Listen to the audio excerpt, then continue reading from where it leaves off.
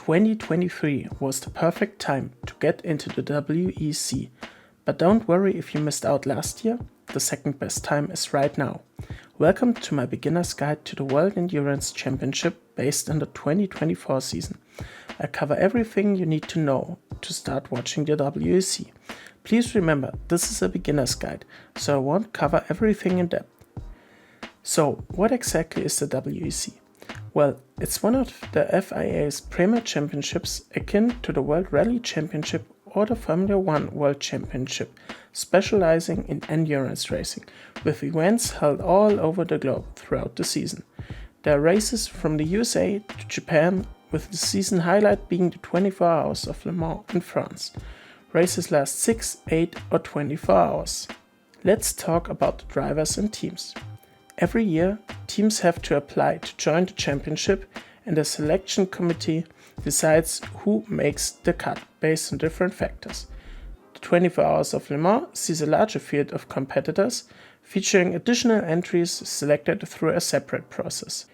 In the 2024 season, we've got 19 hypercars following either the LMDH or LMH regulations. I won't go in depth about these regulations, as that would be enough content for a separate video. Entries include experienced competitors like Toyota and Ferrari, newcomers like Lamborghini, and even small manufacturers like Isotta Fraschini.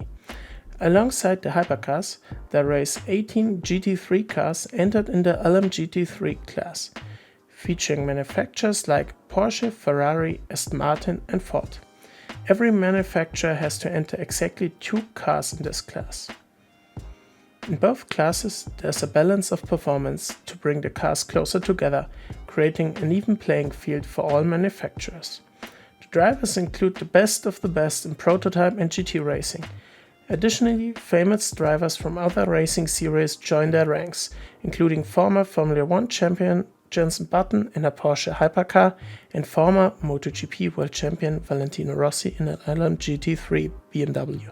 At Le Mans, we also got the LMP2 class, a smaller prototype class where teams can choose one of 4 spec chassis, although in recent years teams have predominantly chosen the Oreca chassis as it's far superior.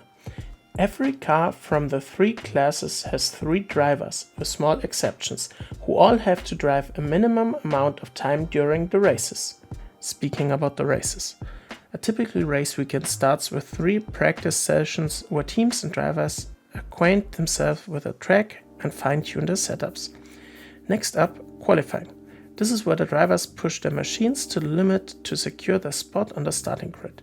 It's split up into 3 parts: 12 minutes for the GT cars, 12 minutes for the hypercars, and a 10-minute session for the fastest 10 of both classes to battle it out for pole position. That is worth 1 point for the championship. On race day, teams aim to complete the most laps possible in the set amount of time. Only the 1,812 kilometers of Qatar have a set number of laps.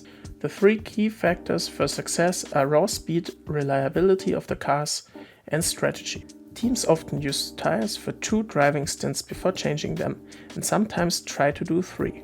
They also try to use the fuel and hybrid energy as efficient as possible. It's also important for teams to make the right choices about which driver drives at which time, as they may have different strengths in the car. At the end of the race, points are awarded to the top 10 of each class based on race length. These points are added up over the season to determine the championships. In the hypercar category, there are 3 championships, 1 for the drivers, 1 for the manufacturers, and 1 for privateer teams. In the Drivers' Championship, every driver is awarded points based on their individual results. In the Hypercar Manufacturers' Championship, points are awarded based on the highest finishing car from each manufacturer entered as a works effort. Every manufacturer can enter 2 cars as a works effort. Every other car has to be entered by a privateer.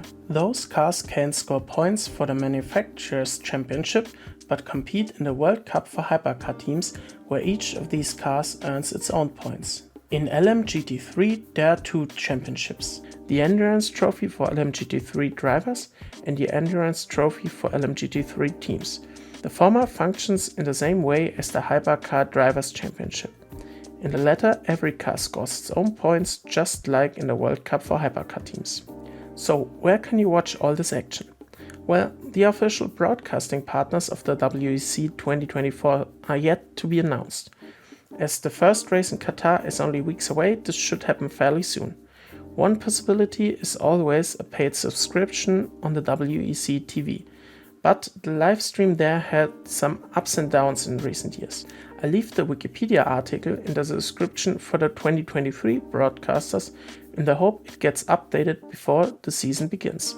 Otherwise, I post an updated link when the broadcasters are confirmed. So, did I miss any key points for new fans to understand the WEC? Let me know in the comments. Also, let me know any future videos you'd like to see. I hope you enjoyed this video. If you did, you can leave it a like rating and subscribe to not miss any future uploads. Have a good day and I'll see you in the next video.